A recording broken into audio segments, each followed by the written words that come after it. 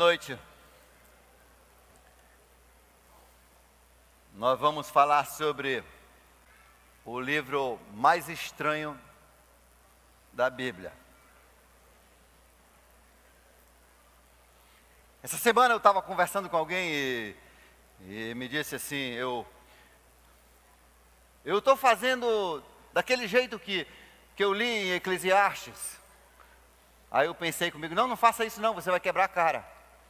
Eclesiastes é o livro que você não pode confiar em nada de Eclesiastes. Eclesiastes é o livro que vai te levar à derrota, à depressão, ao suicídio. Não faça, não siga Eclesiastes, pelo amor de Deus, não siga Eclesiastes. Eclesiastes não é um livro do pensamento de Deus. A não ser no finalzinho. Você diz, mas por que Deus botou um livro desse na Bíblia? Se a Bíblia é inspirada.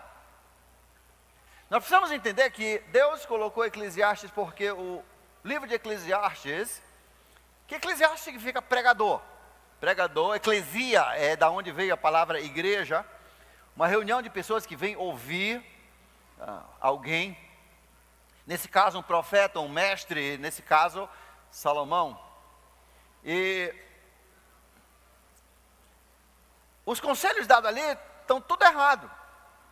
E você vai entender por quê que estão todos errados. Deus colocou esse livro secular, o livro que projeta exatamente o pensamento humano e não o pensamento de Deus. Então, Eclesiastes não é base para aconselhamento.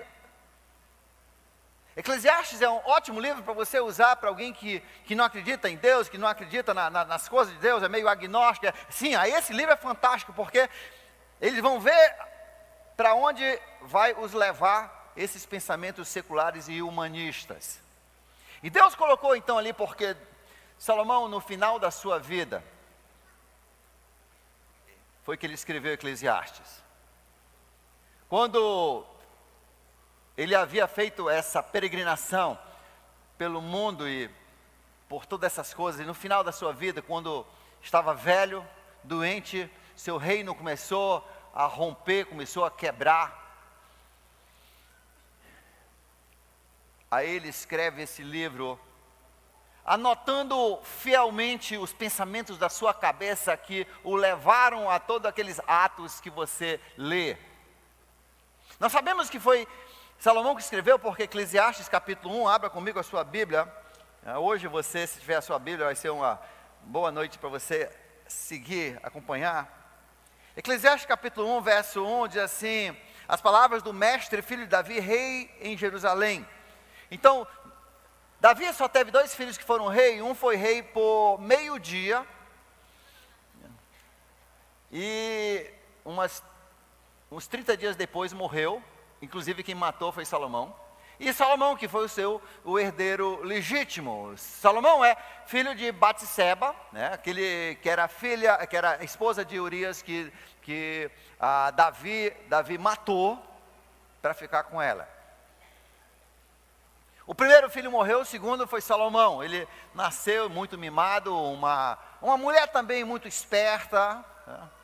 E ele foi criado, ele tinha talvez uns 12 a 15 anos, quando Davi passou o reino para ele, já na velhice, perto da morte de Davi. E Salomão, então, ele foi abençoado com aquela sabedoria extraordinária, aquele discernimento. Ali no livro de Reis, no capítulo 4, fala sobre essa bênção que Deus deu para ele. Ele foi um homem que tinha uma inteligência e uma sabedoria incrível, e pessoas vinham de toda parte do mundo para ouvi-lo. Inclusive a sua fama ficou tão grande que no mundo dos muçulmanos, por exemplo, ele é chamado de Suleiman. Já ouviram falar de Suleiman? Nome muito popular. A lenda, a história, ninguém sabe se é verdade, que a rainha Sabá, quando veio visitá-lo e ficou assim encantado com todos os seus encantos, seu conhecimento e a riqueza. A Bíblia diz que na época de Salomão, a prata era como seixo nas ruas de Jerusalém. O povo de Jerusalém era a cidade mais rica do mundo. Salomão tinha depósitos de prata e ouro em todas as partes do seu reino. Inclusive, em 2003 foi encontrado uma perto do mar Mediterrâneo, ali perto de Asdod, ali na terra da Fenícia, né? Onde uma escavação, um cofre como se fosse cheio de prata, do tempo de Salomão. Ele tinha essas coisas. E você pode ler sobre essa riqueza em 1 Reis 4.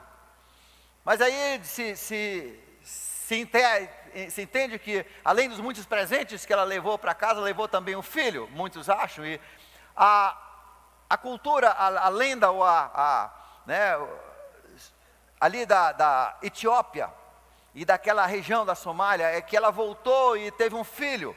E esse filho, pela influência dela e de ter estado ali com Salomão, se tornou também um seguidor do judaísmo, e que é dali que veio, inclusive, aquele tesoureiro nos dias dos apóstolos, que veio e ele se converteu mediante a pregação de Filipe na carruagem, você se lembra? E que, na verdade, naquela região se desenvolveu um judaísmo. Inclusive, naquela região, muitos judeus fugiram para aquela região. Bem provavelmente que exista alguma conexão com isso. Mas, de qualquer forma,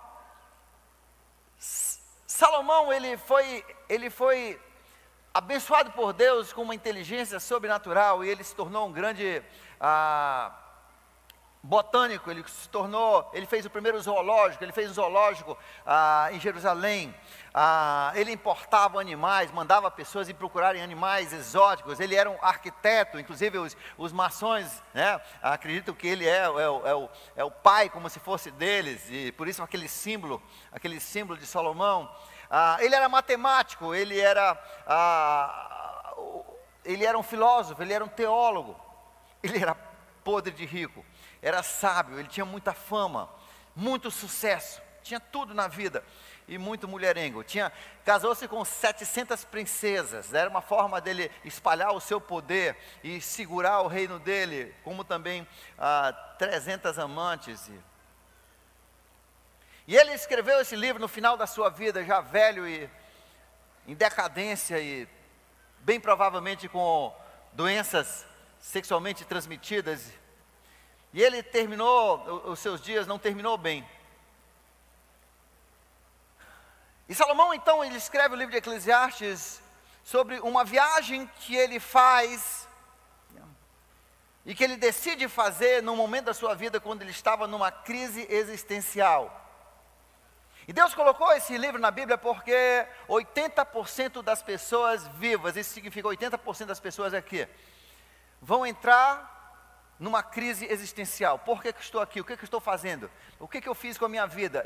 Você chega a um ponto ali nos 40, e essa crise dos 40, por sinal, pode ser dos 35 aos 50. E você olha para trás e vê, e você diz, cara, eu não fiz nada com a minha vida, o que eu estou fazendo? E de repente você diz, a minha vida está encerrando. E aí é quando o homem sai, vai para a academia, começa a malhar e compra uma moto, ele larga o carro, compra a moto, geralmente larga a mulher também, e começa a ser um playboy de novo, um velho em cima de uma moto se achando jovem, né?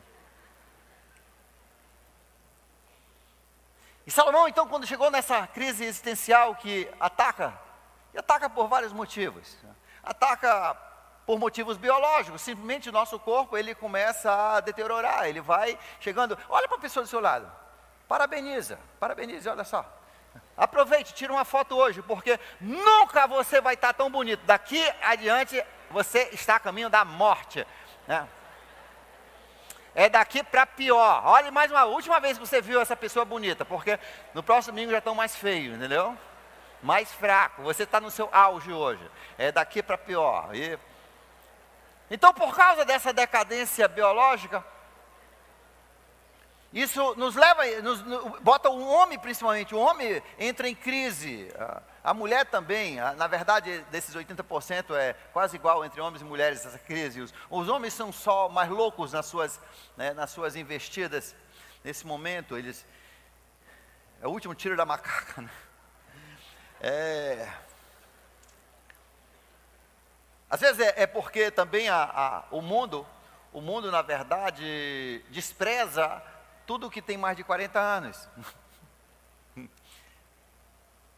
Se você tem mais de 40 anos, você não se emprega facilmente. Ninguém quer você. Você é um engenheiro de 40 anos, você já está passado. Você dificilmente vai conseguir um emprego. Né? As pessoas não querem você. Eles querem um jovem. Salomão fala sobre isso. Tudo isso levou ele a frustrar. Ele perdeu aquele auge da vida dele.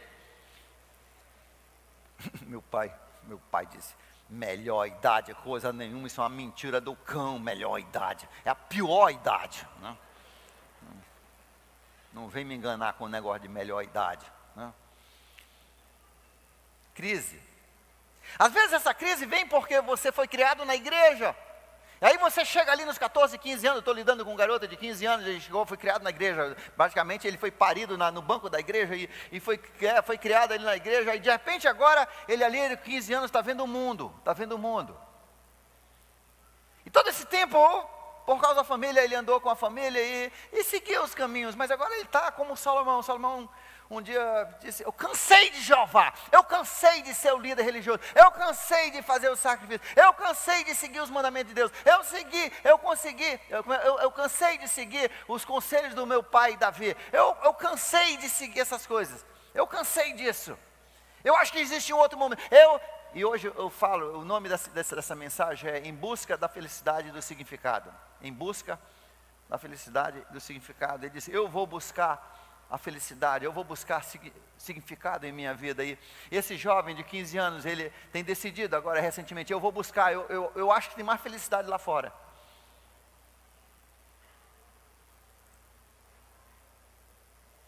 E eu vou deixar Deus na prateleira,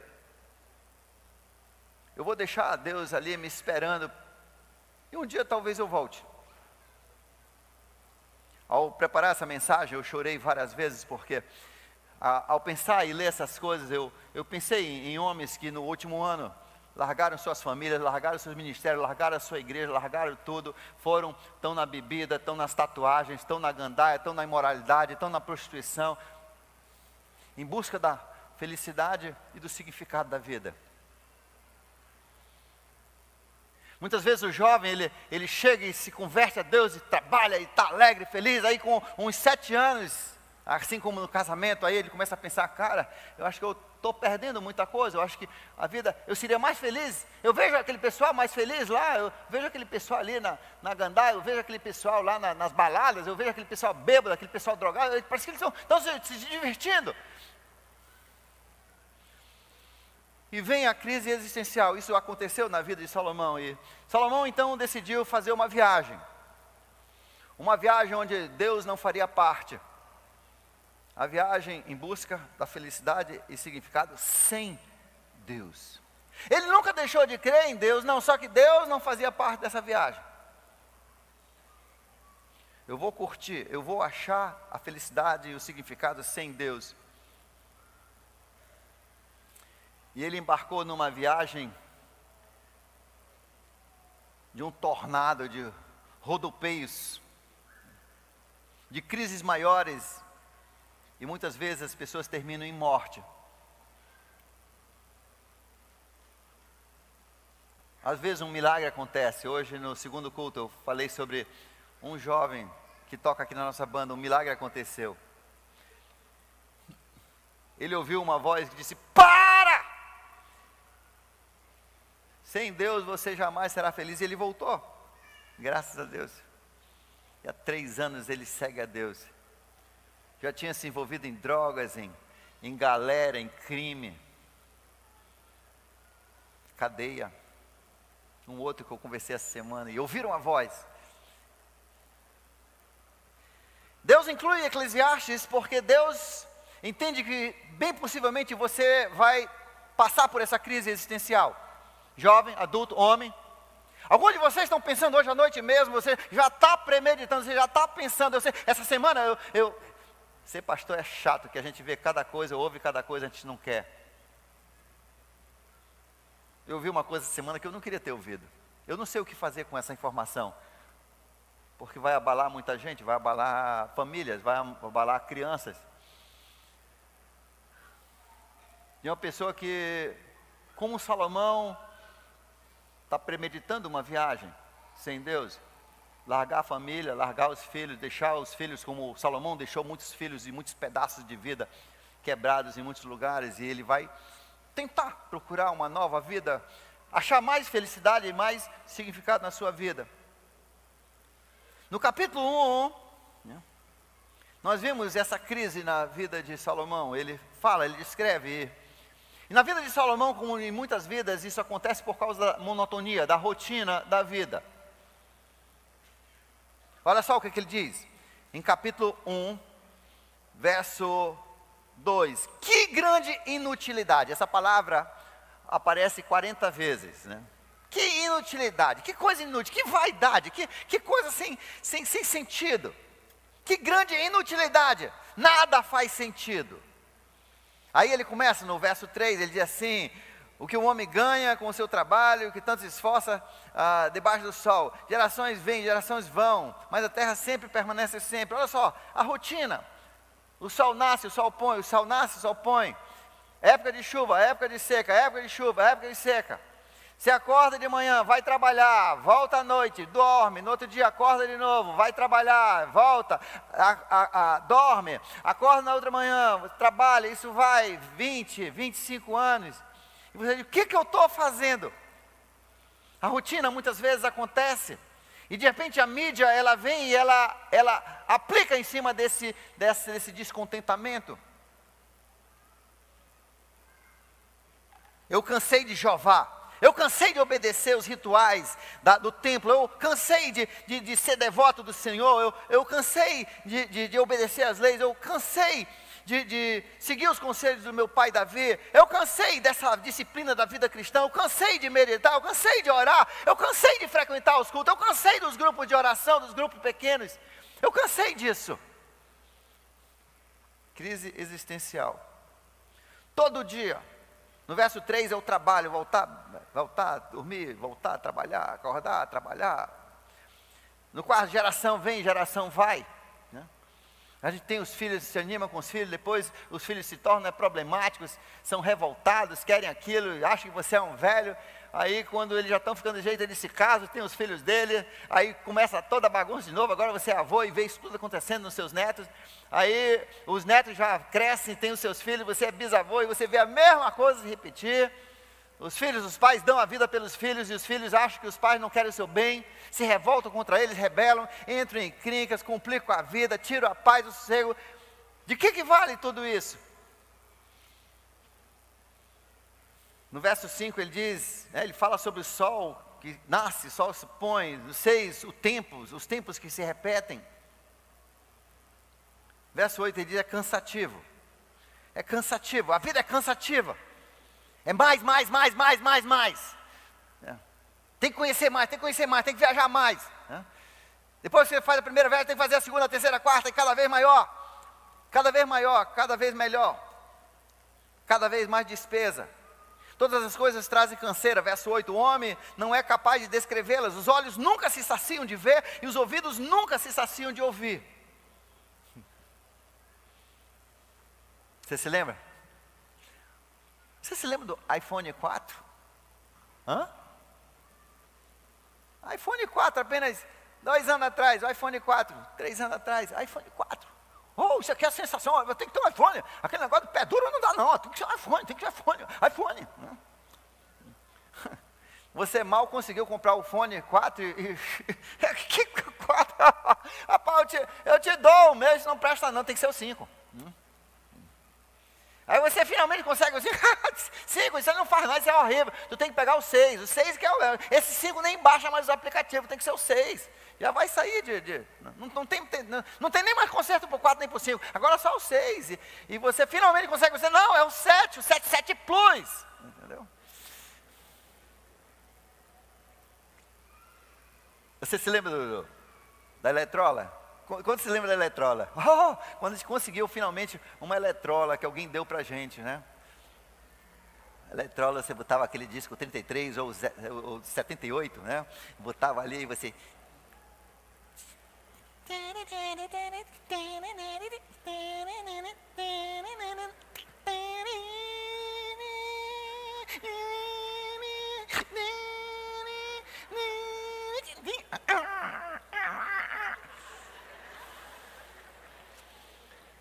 Mas era melhor do que o do vizinho. Aliás, eles é que tinham e nós não tínhamos.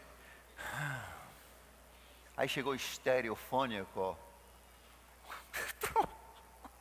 Você não está com eletrola? Estéreo, tem que ser estéreo. E depois do estéreo, quadrofônico. Depois surround, né?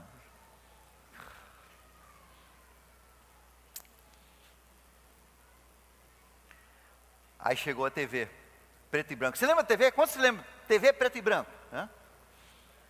TV preto e branco. Os irmãos Coragem. A gente ficava olhando na vizinha do vizinho. A gente era pregado na TV como mosca no abajur, né?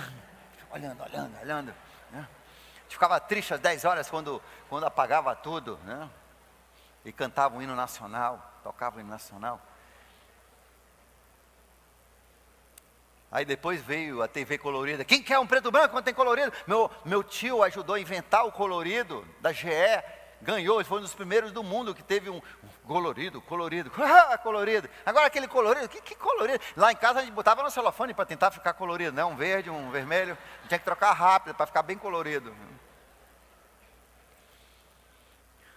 Aí veio o colorido, veio de 720 pixels, depois 1056 pixels, e depois Full HD, e agora, você lembra aquele primeiro Full HD de 19 que você ficava assistindo ali, coisa, agora aquilo é seu monitor de computador, né? Ninguém usa, ninguém vê mais isso aí, isso aí é só para cara míope que tem que ficar assim do lado na frente olhando, né? Aí tem que ser 19, foi para 32 para 54 para 72 para 84, agora mais de 100 polegadas, o cara está ali, como se tivesse o cara lutando pessoalmente ali dentro, né? E o mundo não para, é isso que ele fala, isso cansou, tudo fica defasado, verso 9, tudo se defasa, começa o ciclo de novo. A sua primeira casa, aquela casa pequena, tinha né? Ou aquele apertamento que você virava e derrubava 3 pratos, né?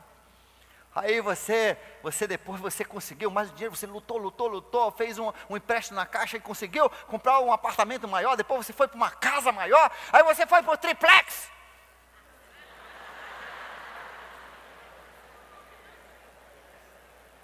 Falei alguma coisa errada, né? Mas esse triplex não é meu.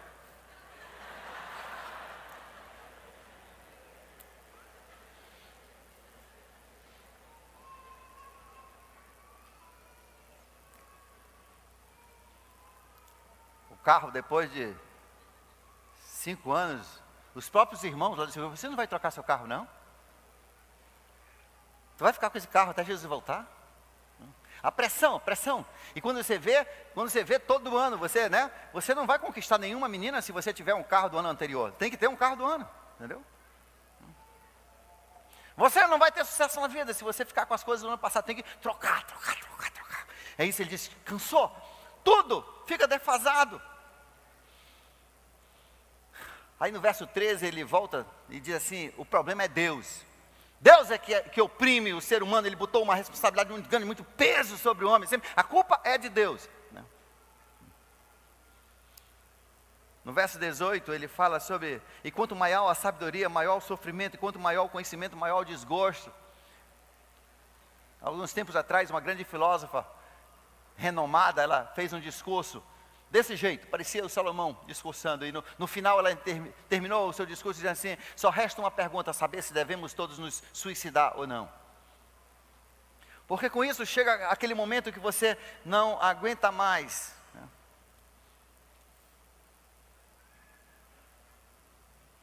No capítulo 2, então, nós começamos a viagem com Salomão. E mais uma vez, deixa eu explicar para você. O livro de Eclesiastes, Deus colocou na Bíblia não porque são os pensamentos dele, são os pensamentos perfeitos, honestos de um homem sem Deus. Porque Deus queria que você fizesse a viagem com Salomão só nas páginas com letras e não precisasse sofrer as consequências que ele sofreu.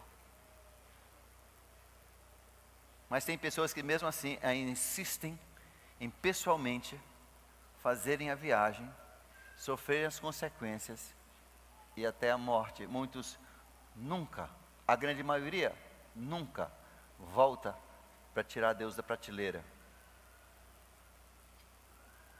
No capítulo 2 ele começa a viagem, e ele diz, eu disse para mim mesmo, venha, experimente a alegria. Venha, experimente a alegria, prazer. Ele entrou nesse mundo do prazer. Uma curtição após a outra, só diversão, diversão, mais coisa para divertir. Tudo que era tipo de diversão. Para isso também, descubra todas as coisas boas da vida. Vá para todo tipo de show, use tudo, vá tudo que puder te dar alegria. Viaje, faça escambau, faça alegria. Mas eu descobri que isso era inútil. Capítulo 2, estamos no capítulo 2 aí, no verso 2, ele procura comédia, ele procura filmes, ele procura rir, ele procura... Nada vale. No 3, então, ele entra no alcoolismo e nas drogas.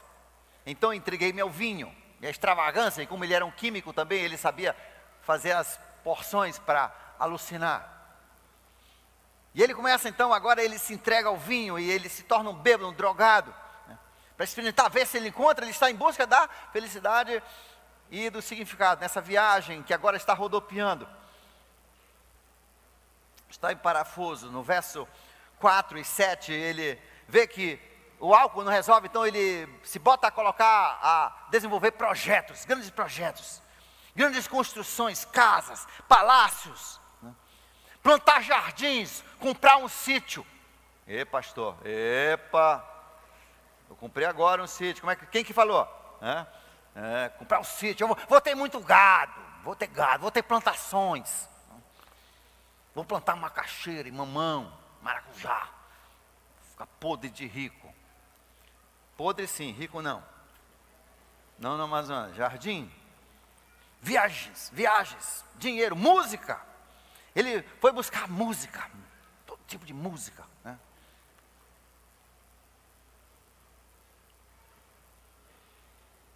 No verso 8 ele começou a fazer coleções. Colecionar carros, carruagens na época, cavalos, os mais velozes, moedas, se divertia com shows, chamava os melhores artistas, coleções e dinheiro, coletava dinheiro, colecionava dinheiro. Verso 8, ele se meteu no mundo do sexo, da imoralidade, da perversão, todo tipo de sensualidade e sexo, ele experimentou. Mas também não encontrou ali aquela satisfação que ele procurava, ele não encontrou a felicidade e o significado que ele buscava. Aí ele foi para o rumo da política, do poder. Salomão matou muitos homens. Ele escravizou muitas nações. Ele colocou grandes pesos sobre as nações, grandes impostos. O poder. Verso 9, o poder. E no final da sua vida, ele já havia se tornado um homem sensual, um homem efeminado. Havia uma região do território onde ele fazia umas viagens só para poder ver o nascer do sol. E lá, naquela hora que o sol batia de uma certa forma em cima das montanhas, ele ia com o seu carro vestido de branco. E colocava do lado dele correndo, os 60 melhores homens mais bonitos de Israel. E os cabelos pretos dele, e ele colocava aquele pó de ouro, só para ver o brilho naquela hora. Ele havia perdido toda medida de bom senso.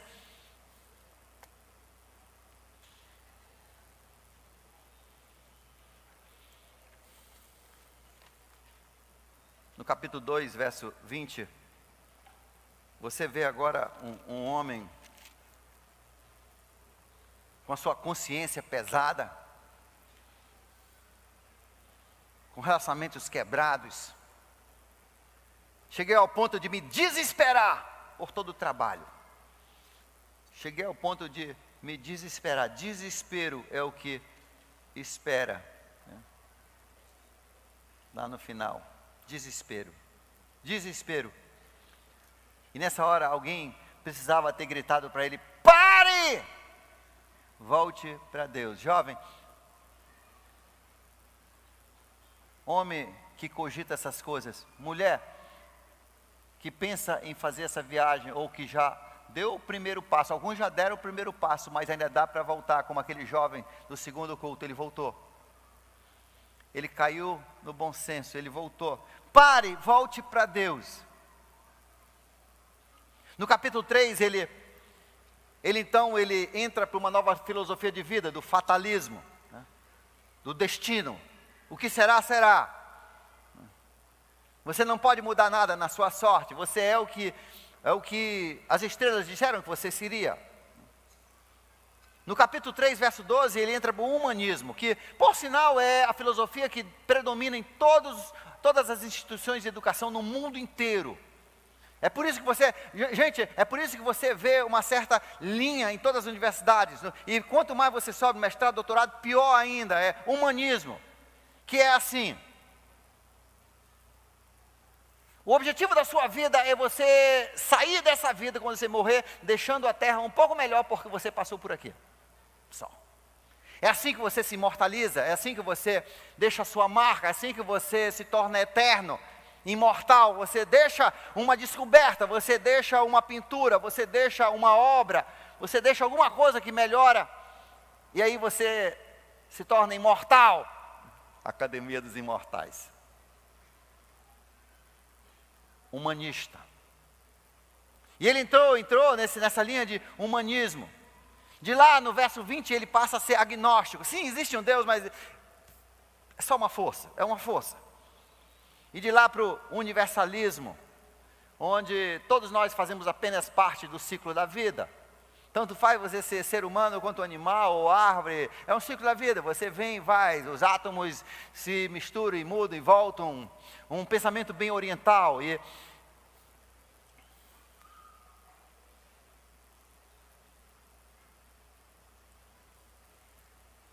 Provérbios capítulo 14, verso 12.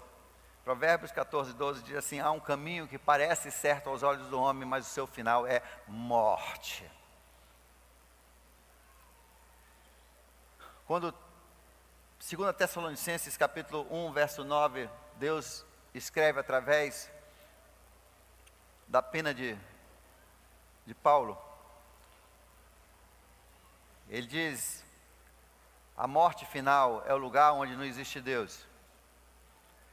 É esse lugar onde as pessoas vão que querem fazer essa viagem em busca da felicidade e do significado sem Deus. É para lá que eles vão, é o destino final. Mas não é um lugar feliz. E não é um lugar de significado. Há um lugar que parece certo aos olhos do homem, um caminho que parece certo aos olhos do homem, mas é morte. É para lá que aqueles dois jovens maridos que largaram suas esposas, largaram, agora estão na bebida, estão na brincadeira, nas baladas, estão na bebedeira, estão nas tatuagens, estão na sem vergonhice, na prostituição. É para lá que vão. É o destino deles. É o seu destino também. Se é esse seu plano, você está pensando em fazer a mesma viagem, você já começou, você já comprou o primeiro bilhete para viajar com Salomão. E vem ainda mais o pulso da vida que diz mais, melhor, maior. Capítulo 4. No capítulo 4, Salomão ele fica em observação. Ele começa a fazer umas observações. De 1 a 3, ele observa opressão, pobreza, dor, abuso, crime. No capítulo 4, ele vê que concorrência, na verdade, tem um produto nacional melhor do que socialismo. Que a concorrência gera mais emprego e gera mais produtividade do que socialismo e comunismo. Verso 4. No verso 6 do capítulo 4, ele fala da síndrome de pobre. Aquele pobre que diz: meu destino é esse, é assim mesmo. Sabe o que é importante? Rapaz, eu estou recebendo a Bolsa Família. Se eu trabalhar, eu não vou receber isso aí. E por isso eu não faço nada. Eu posso passar o dia aqui com a minha família, descansando, né? Como está no interior está cheio dessas pessoas, que não tem gente nem para trabalhar nas roças, né? E se eu não faço, o que você faz para esse dinheiro? Rapaz, olha, se eu fizer mais um filho, eu ganho mais ainda. Sim, mas tem que dividir mais uma boca, mais um para educar. Mas não interessa, o negócio, eu não faço, é uma vida boa, sabe? Eu não preciso fazer nada. Síndrome de pobre. Não tem garra, não tem motivação. Isso aí é outro, eu observo, isso é ruim. Isso é ruim. Isso é ruim quando o pobre ganha o dinheiro sem esforço.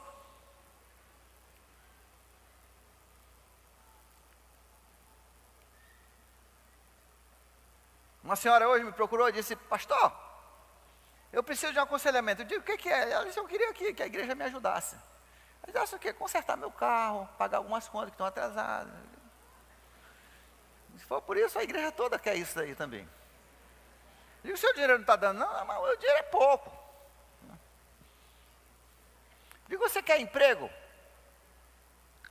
Não quero emprego, porque eu tenho uns problemas, não quero trabalhar. Eu faço algumas coisinhas e vou me arrumando, né? Mas às vezes o pessoal não quer de novo o serviço que eu faço.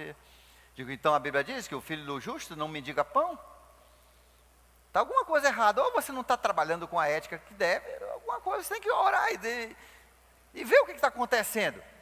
Porque eu falei, a Bíblia diz que sim, a igreja pode ajudar a mulher viúva com 60 ou mais anos e que tem todos os filhos devotos ao Senhor. Eu digo: os seus filhos não são devotos ao Senhor e você não tem nem 50. Isso aqui. Vida social. Ele observa a vida social e vê a vantagem, ele fala sobre a vantagem de você ter família, de você viver junto com mais 2 ou 3, né? Ele fala sobre a popularidade e a política, que a imagem é tudo, que o povo vota e quer aquilo que eles veem, não é aquilo que tem dentro da pessoa, que o caráter não significa nada, e que o jovem sempre vai ter vantagem sobre o velho. O marqueteiro é que faz a política, e as pessoas votam naquela pessoa porque ele é lindo, ele é bonito, ele é legal, ele fala legal, ele é engraçado, ele é popular, mas depois não gosta do governo que ele faz. Essa semana passada saiu um livro de 1000 páginas, de uma pessoa, um escritor famoso do mesmo partido do Obama. E o Obama está zangado com o livro, a mídia está crucificando o homem que escreveu, e é do mesmo partido, um homem ainda mais liberal do que Obama. Ele fala que o Obama é um homem vazio por dentro.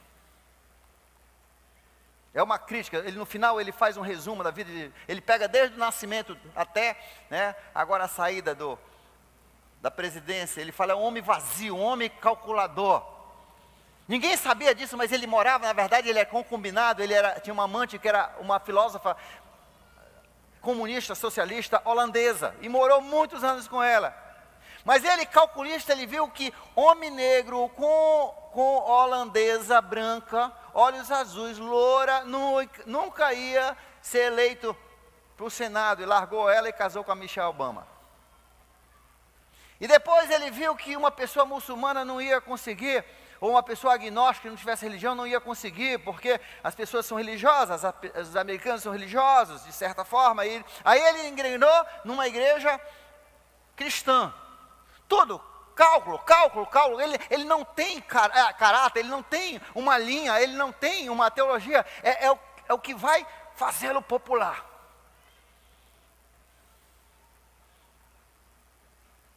E assim são muitas pessoas, vazias por dentro. E ele fala sobre isso, essa observação que ele viu, que as pessoas olham só a cara, eles olham só o exterior, e são enganados. Aí no capítulo 5, 6, 7, 8, 9, 10, a viagem continua. Agora, se você leu, não sei se você leu com bastante atenção, porque a gente estava com pressa ao ler, né? E não sei se você notou que do capítulo 5, 6, 7, 8, 9, ele começa a se repetir. E ele de vez em quando fala assim, e o louco fala muito. E o louco fala muito, e ele está falando muito, está falando em rodeios, e fala a mesma coisa, roda por ali, vola. Parece assim uma pessoa que está meio caduco, já meio enlouquecendo. Já falou com o louco? E você começa a ver esses indícios de loucura dentro do livro de Eclesiastes. Ele está ficando louco. É o que dá a você fazer uma viagem para encontrar felicidade e significado sem Deus. Dá em loucura, dá em crises maiores, dá em morte. E ele, depois de muitas repetições e perambulações linguísticas, no capítulo 11 ele faz uma pausa. Uma pausa onde, como um velho, ele aconselha a geração mais nova. Agora velho, louco, doente, o seu reino começando a fraturar, desgastado, cansado, perdendo a sua popularidade, perdendo um pouco o controle da vida. Aí ele para e fala algumas coisas que ele observou durante essa viagem, e essas coisas são verdades, são só observações. Ele diz, olha, gente, se você vai tentar ser feliz, invista nos outros. Isso aí até os psicólogos, quando trabalham com depressão, sabem que quando você faz a coisa a favor dos outros, você se alegra mais. Ele diz, então invista nos outros, pega o que você tem e ajuda os outros. Isso vai te alegrar um pouco o coração. Lance teu pão sobre as águas. Depois ele diz, olha, negativismo, verso 4 e 5, negativismo é ruim. Não seja uma pessoa negativa. Deixa de botar obstáculo. Não fique olhando as nuvens e como é difícil. Isso é ruim. Ele fala também que existem coisas fora do nosso controle. Ele descobriu que nem tudo você controla. Tem coisas que só Deus. Tem coisas simplesmente. Nós gostamos de controlar as coisas, mas tem coisas que você não controla. Você gostaria que o seu filho fosse assim, mas o seu filho já tem 30 anos. Você não vai mais controlar seu filho. Você gostaria de controlar os seus vizinhos, mas os seus vizinhos são independentes, você não controla os seus vizinhos. Ele também fala que a autoestima é ligada ao trabalho. Isso aí é uma verdade. A Bíblia diz isso em outros lugares. Deus deu o trabalho para a autoestima. Nós vamos estar falando sobre isso na oficina. E quanto mais cedo a criança começa, mais autoestima e mais êxito ela tem.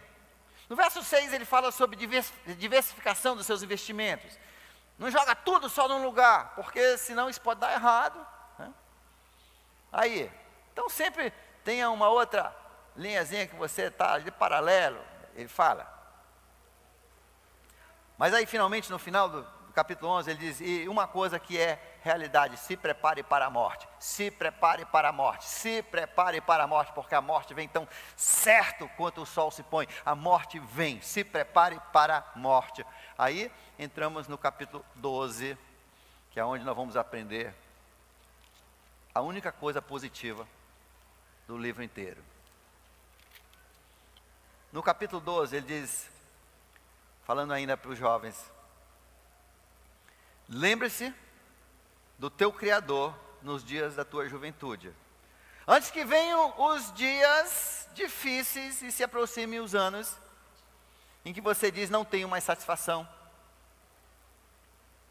O que ele está dizendo aqui, jovem, não faça essa viagem como eu fiz.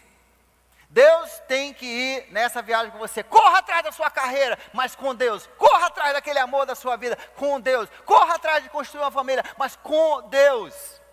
Não deixe Deus na prateleira. Não deixe Deus lá atrás. Vá com Deus. É impossível você ter alegria e significado sem Deus. Você foi criado para Deus. Antes que venha ele faz aqui uma descrição fantástica que aparece em muitos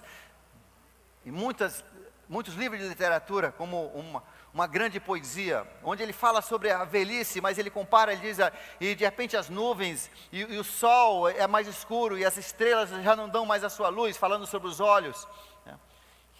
Depois ele fala sobre os guardiões, verso 3 do capítulo 12, os guardiões que tremem, que falam sobre os braços, as mãos, e sobre como você fica corcunda, você começa a diminuir de tamanho, você perde os dentes, e vem a catarata e a degeneração macular dos seus olhos. A quarta coisa que ele fala, ele foi sobre o medo de sair, né? Eu fui visitar meu pai agora, semana passada, né? 92 anos, minha mãe vai fazer 92, já tem uma outra, né? a sogra do meu irmão, que cuida deles todos, já tem 92, e ela está diminuindo mais, né? Dessa vez eu vi, ela passa quase o dia todo só dormindo, levanta para tomar café, depois dorme até o almoço, só no sofá ali, toda ajeitada, mas... ali, depois acorda, aí volta para dormir. Mas interessante, até fevereiro, quando ela não tinha força de andar, ela ia de 15 minutos, ela ia lá para a porta, na porta da casa para ver se estava trancado. Com medo de assaltantes, de ladrões, numa comunidade que nunca teve um assalto na história. Nunca teve um roubo na comunidade. É um lugar super seguro, onde as pessoas nem trancam as portas, e ela tranca a porta. E se deixar, ela fecha as janelas todinha. A grande briga dela com meu pai é que ela quer fechar a janela todinha durante o dia, para o ladrão não poder ver. Se ele chegar, ele não poder enxergar. Uma casa cheia de vidro, né?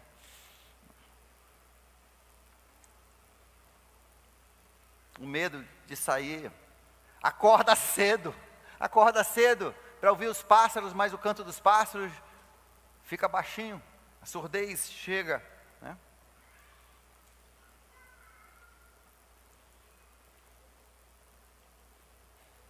Outro dia um médico me perguntou assim: a sua mãe tem problema de falar, é?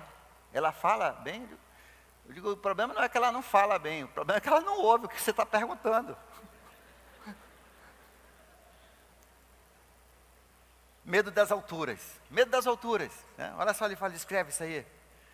Tem medo das alturas, né? Porque pode perder o equilíbrio. Você já viu que velho anda assim? Isso me emocionou muito, porque quando eu tinha 8 anos, meu pai, eu me lembro, ontem à noite eu me lembrei, ele pregou essa mensagem sobre Eclesiastes, eu achei tão, e ele fazia umas coisas engraçadas, ele imitava os velhos, né? Ele tinha só 38 anos na época, e aí imitava os velhos. Agora ele não imita mais, ele é. Entendeu? E eu vejo tudo aquilo que um dia ele projetava naquelas brincadeiras dele, ele vive isso, e ele tem medo de altura. Você sabe por que o velho arrasta o pé? Porque se levantar fica muito, não, está muito alto, posso cair.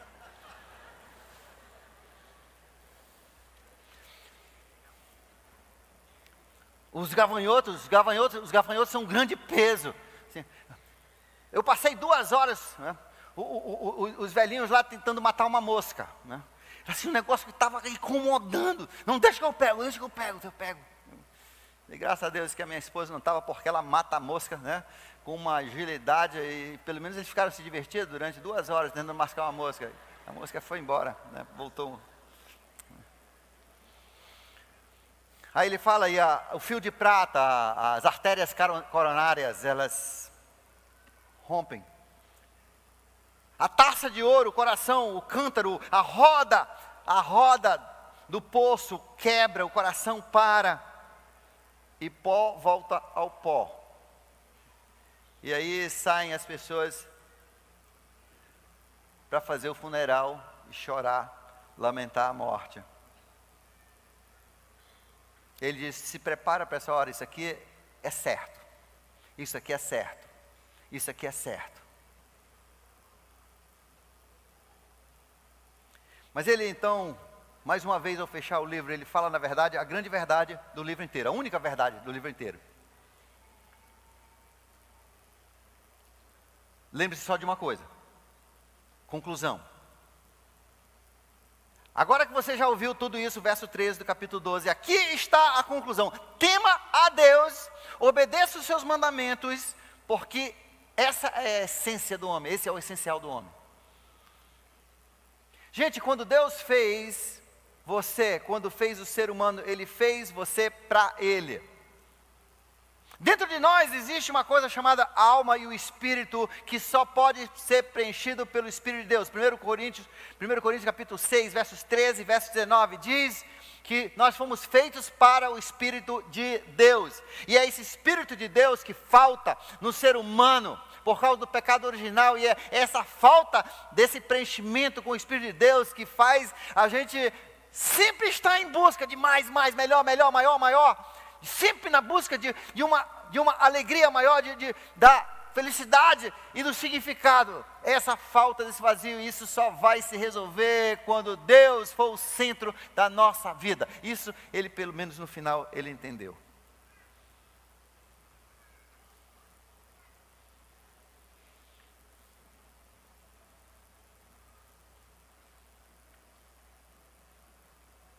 Tema a Deus, obedeça aos seus mandamentos. Agora ele termina e diz assim, porque Deus vai te julgar. Você será julgado por tudo que você fez, inclusive tudo que você fez escondido. Seja bom ou seja mal, você vai ser julgado. Você vai ser julgado. As 3 coisas certas. Tema a Deus, obedeça seus mandamentos e você vai ser julgado. No Velho Testamento tem a história de Belsazar. Quando aquela mão misteriosa entra e escreve na parede do seu palácio, onde diz Mene, Mene, Tekel, Ufarsen, foste medido na balança e foste achado em falta. Aquelas palavras são para todos nós. A Bíblia diz que todos nós fomos achados em falta. Nenhum justo há na terra, nenhum justo. Ninguém é justo. Todos nós vamos ficar separados de Deus. Todos nós estamos faltando na balança. E é por isso que Jesus veio. Jesus deixou a sua glória, se tornou o Deus, se tornou homem. E veio, morreu na cruz. Porque Ele queria nos justificar. Essa palavra aparece, vez após vez no Novo Testamento. Ele quer nos justificar. Ele quer nos trazer o equilíbrio. Ele quer preencher esse vazio que vai nos fazer passar na balança. Ele quer nos justificar perante Deus, por quê? Porque Ele me ama, Ele te ama. Ele fez isso porque Ele quer ser, e Ele sabe que só Ele pode ser esse peso, esse preenchimento, desse vazio dentro de você, dentro de mim, que pode trazer alegria e significado e justificação perante Deus, para eu poder viver para sempre o motivo pelo qual Deus me criou, que foi ser amigo dEle, com Ele, no céu, na nova terra, nos planetas.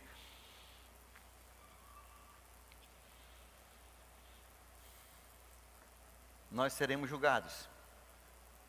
E ou Jesus paga a diferença, é grande, ou você paga.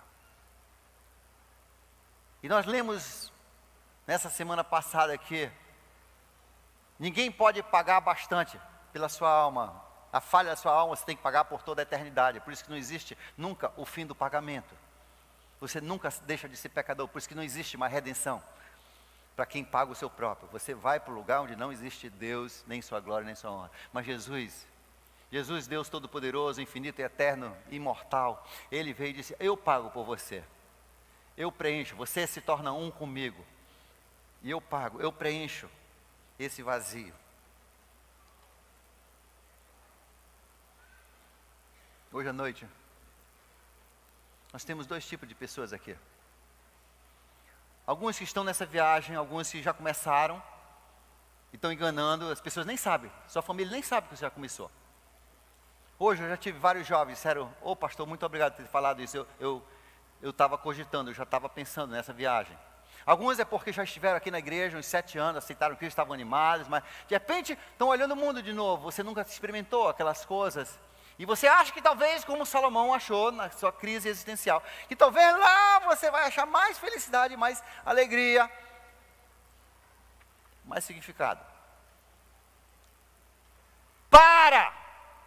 Volte para Deus. O fim é morte. O fim é essa destruição, essa coisa terrível que você vê no livro de Eclesiastes. É vaidade, é inutilidade, é desespero. Não é por esse caminho. Tem outros que são adolescentes que foram criados na igreja, você ia tão bem, você era top kid, você era top teen, você era top tudo, e você só não topa Deus, e você agora está apostando que você vai poder ser mais feliz lá. Você está olhando o mundo, você está olhando, o computador está vendendo para você, a mídia está vendendo, o celular está vendendo para você, os seus colegas estão vendendo, você está achando que você vai ser mais feliz lá, e você vai deixar Deus um tempinho. Tem uma turma assim. Volte para Deus. Lá é morte, é crise maior. Tem homens que estão pensando, tem mulheres pensando isso. Eu sei, eu soube essa semana.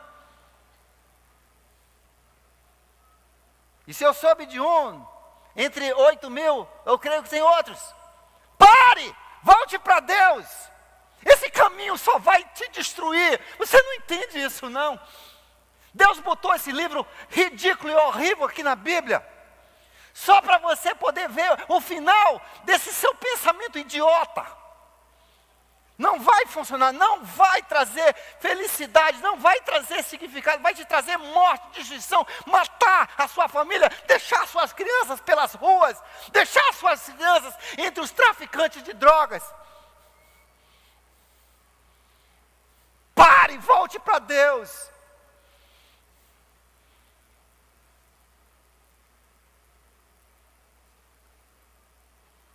E hoje Deus está dizendo, pare e volte para Ele. Nós vamos ter um apelo daqui um pouco. E se isso estava passando na sua cabeça, se você está em crise, 80% das pessoas vão passar por essa crise. 80%.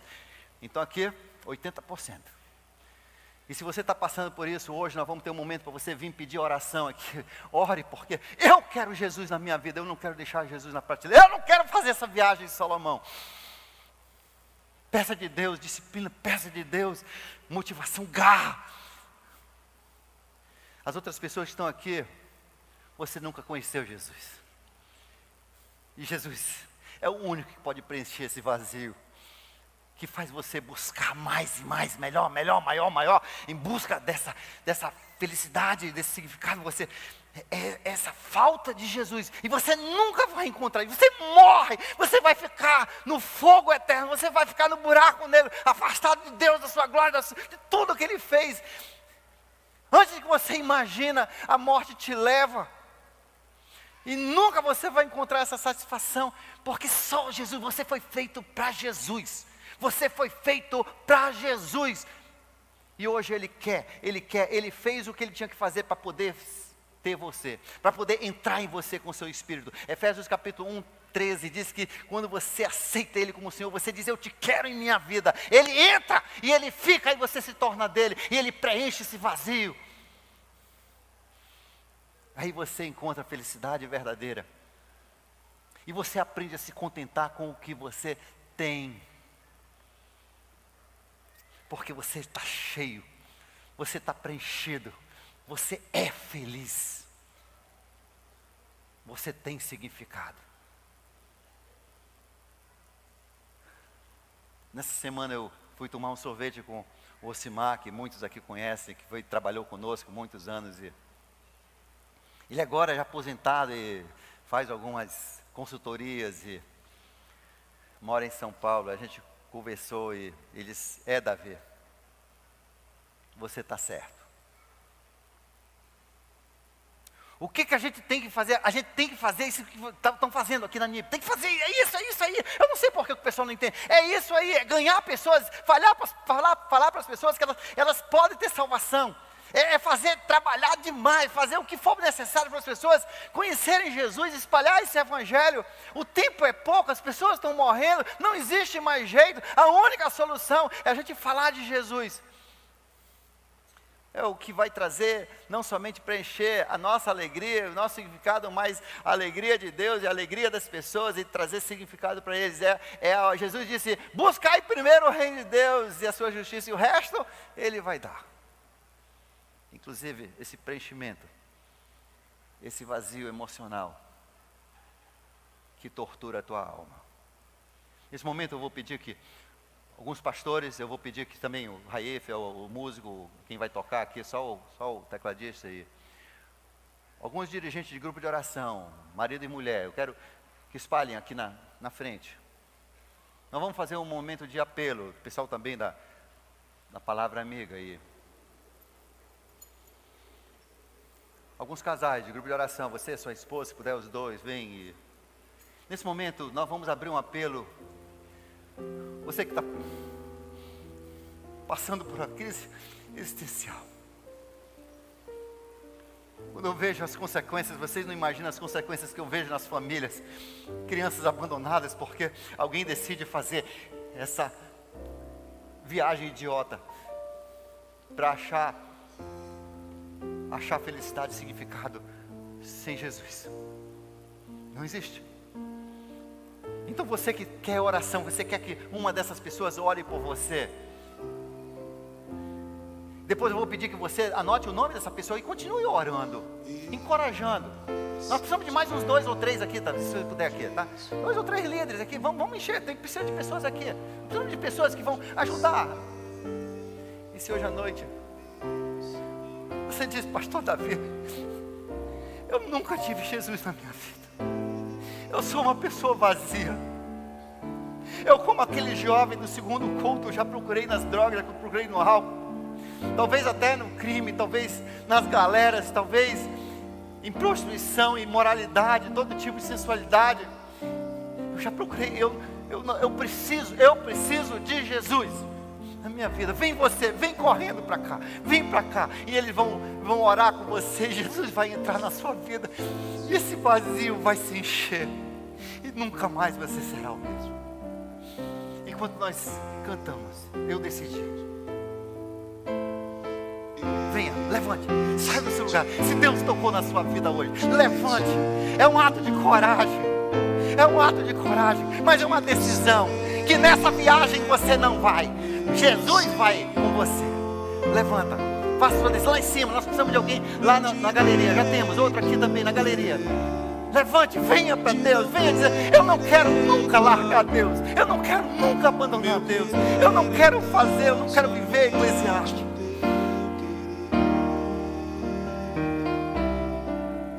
Para isso empenho minha palavra,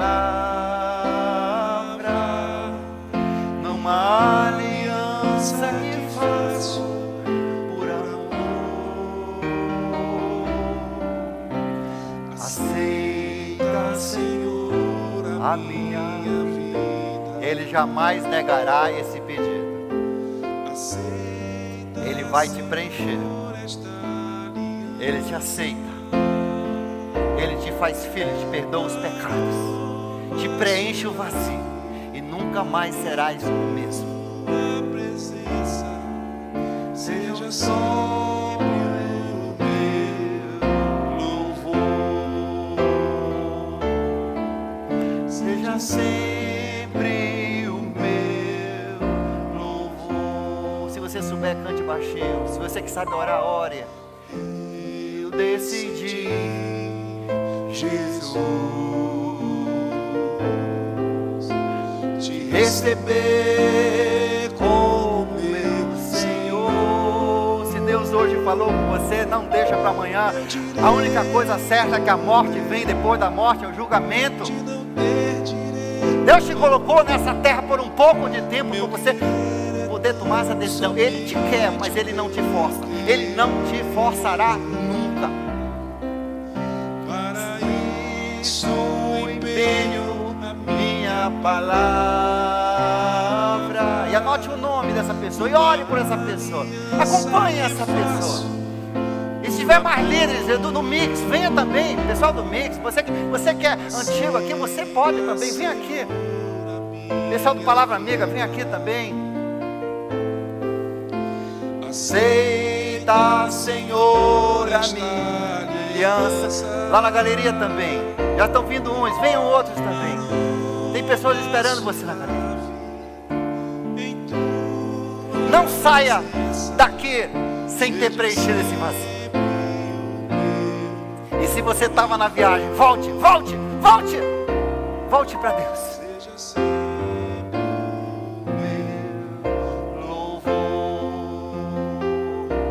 Sabe cantar, canta.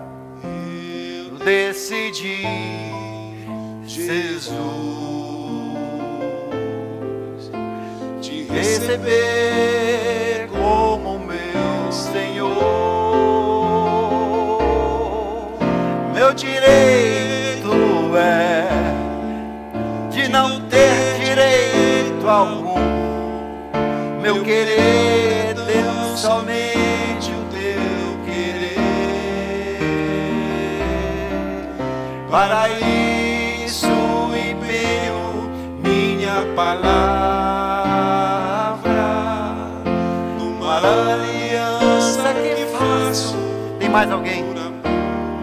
Corra aqui. Nós vamos encerrar. Ah, Senhor, a minha vida. Aceita, Senhor, esta aliança. Aroma suave em tua presença, seja sempre o meu